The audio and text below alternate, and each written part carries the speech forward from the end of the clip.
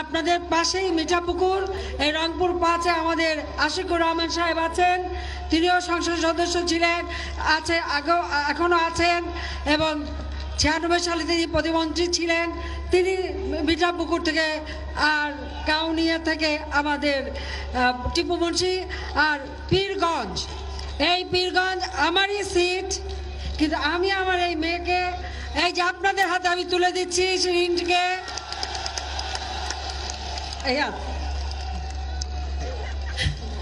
আমি আপনাদের হাতে তুলে দিচ্ছি। তাকে নৌকায় ভোট দেওয়া মানে আমাকে ভোট দেওয়া, শিরিনকে ভোট দেওয়া মানে আমাকে ভোট দেওয়া।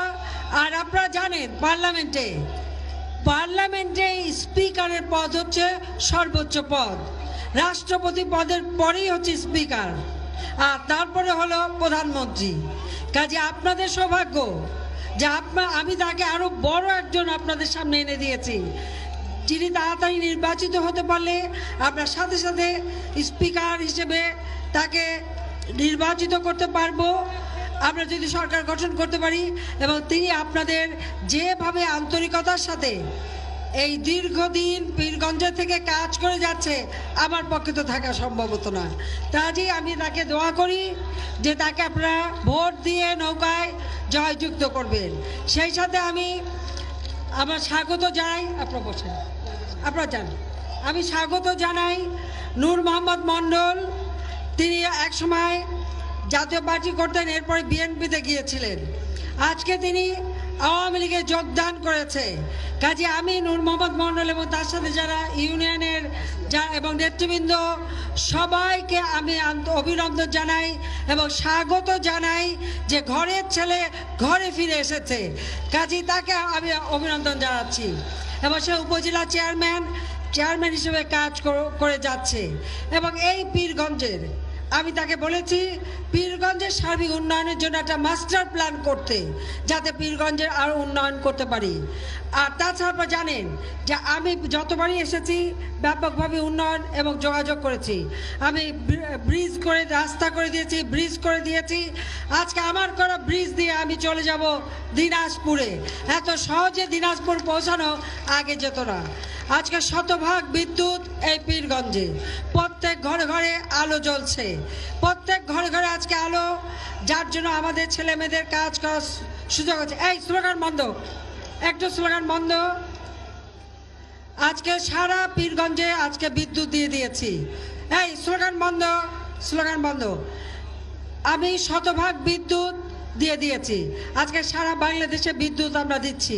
ইনশাল্লাহ 2021 সালের মধ্যে কোনো ঘর অন্ধকার থাকবে না, সব ঘর আলোকিত হবে।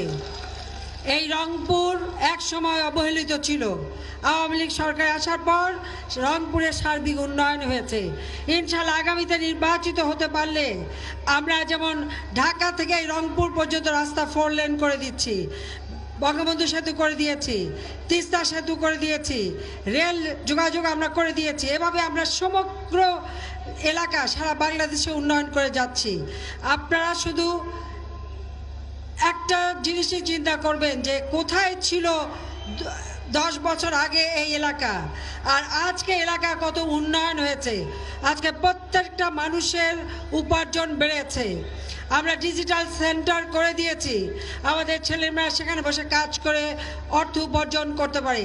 বঙ্গবন্ধু স্যাটেলাইট উৎক্ষেপণ করে বাংলাদেশ মহাকাশ জয় করেছে এবং এই স্যাটেলাইট নির্মাণে জয়ের বিরাট অবদান রয়েছে। সজীবদের জয় সবসময় আমাকে পরামর্শ দিয়েছে এবং তার পরামর্শ মতোই আমরা আজকে মহাকাশ জয় করতে পেরেছি। এভাবে সারা বাংলাদেশে যে ছিটমহল বিনিময় করেছি, আমরা স্থল সীমানা চুক্তি করেছি, সমুদ্র সীমা অর্জন করেছি। বাংলাদেশ এগিয়ে যাচ্ছে।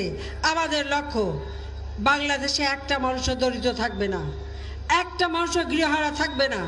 আমি ইতিমধ্যেই দেখেছি যে কোথাও যদি কোনো মানুষ গৃহহারা থাকে, আশ্রয় প্রকল্পে আমরা তাকে ঘর করে দিচ্ছি।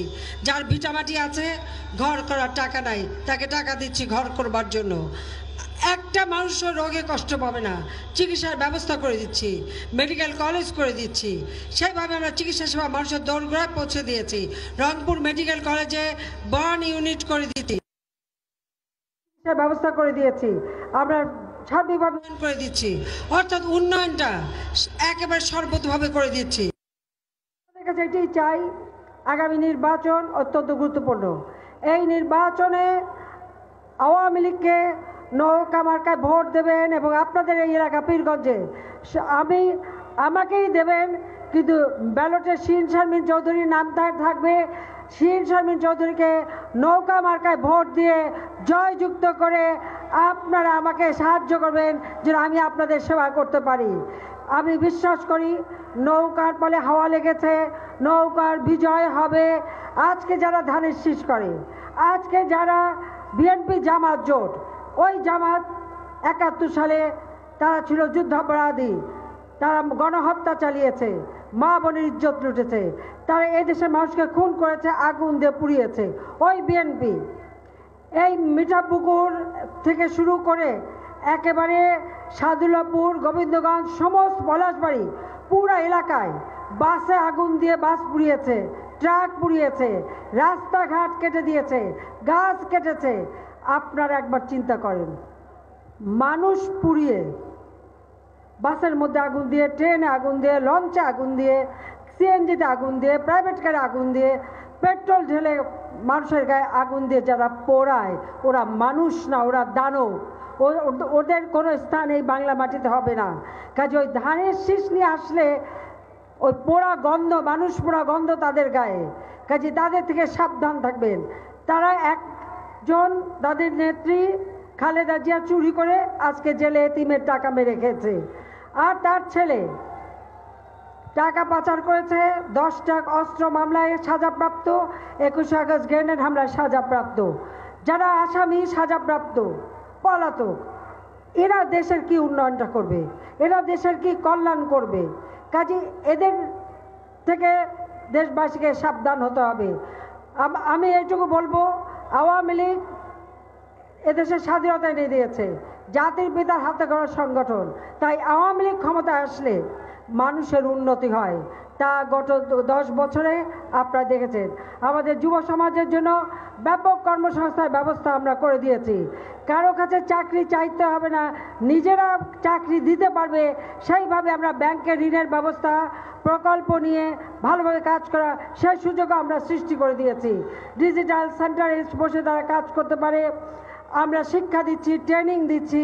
এমনকি এখানে বসে ট্রেনিং নিয়ে নিজের ঘরে বসে বিদেশে চাকরি করতে পারবে, ব্রডব্যান্ড এবং অনলাইন অর্থাৎ কম্পিউটারের মাধ্যমে সেই কাজ করবার সুযোগ আমরা করে দিয়েছি।